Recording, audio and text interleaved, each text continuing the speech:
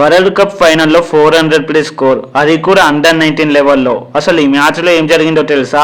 ఒక కుర్రాడు 80 బాల్స్లోనే 175 రన్స్ కొట్టారు. అసలు ఇది మ్యాచే కాదు, ఇండియా డామినేషన్ స్టోరీ అని చెప్పాలి. హాయ్ ఫ్రెండ్స్, ఇది ICC under-19 world cup 2026 final, India versus England. ముందుగా టాస్ గెలిచిన ఇండియన్ కెప్టెన్ ఆయుష్ మాత్రం పిచ్ బాగుంది, ముందు బ్యాటింగ్ అన్నారు. కానీ తర్వాత జరగబోయేది ఎవ్వరు ఊహించలేదు. ఇండియా ఓపెనింగ్ తోనే అటాక్ మొదలు పెట్టింది. కానీ నిజమైన తుఫాన్ వచ్చిందే వైభవ్ సూర్యవంశీ అనే పేరుతో. కేవలం 80 బాల్స్లో 15 4s, 15 6s, స్ట్రైక్ రేట్ వచ్చేసి 200కి పైనే. ఇక రన్స్ అయితే ఏకంగా 175. అసలు ఇది బ్యాటింగే కాదు, ఇది ఇంగ్లాండ్ బౌలింగ్ పై యుద్ధం చేసినట్లు అనిపించింది. ఒకవైపు వైభవ్ పరుగుల వరద, మరోవైపు ఏమో కెప్టెన్ ఆయుష్ మాత్రే 50. కుండు, కానిస్క్, చౌహాన్ కూడా మంచి ఫినిషింగ్ టచ్ ఇచ్చారు.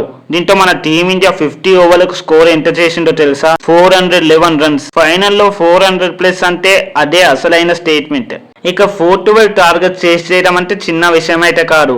కానీ ఇంగ్లాండ్ కూడా ధైర్యంగా స్టార్ట్ చేసిందనే చెప్పాలి. Dawkins, mace, captain Thomas Drew 20 overs కి ఇండియాతో సమానంగా పరుగులు చేశారు.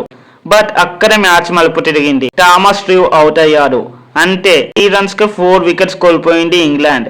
ఒక్క ఓవర్లో మ్యాచ్ ఇండియా వైపు మారింది. కానీ ఒక్క పేరు మాత్రం లొంగలేరు. కలేబ్ ఫాల్కనర్ 67 బాల్స్ లో 115 రన్స్ చేశారు. అతను జేమ్స్ మిన్తో కలిసి 92 రన్స్ పార్ట్నర్షిప్ బిల్డ్ చేశారు. కానీ టార్గెట్ చాలా పెద్దది కదా. చివరికి ఫాల్కనర్ కూడా అవుట్ అయ్యారు. అంతే, ఇక ఇంగ్లాండ్ కథ ముగిసింది. దీంతో ఇంగ్లాండ్ 311 రన్స్ కి ఆల్అౌట్ అయింది.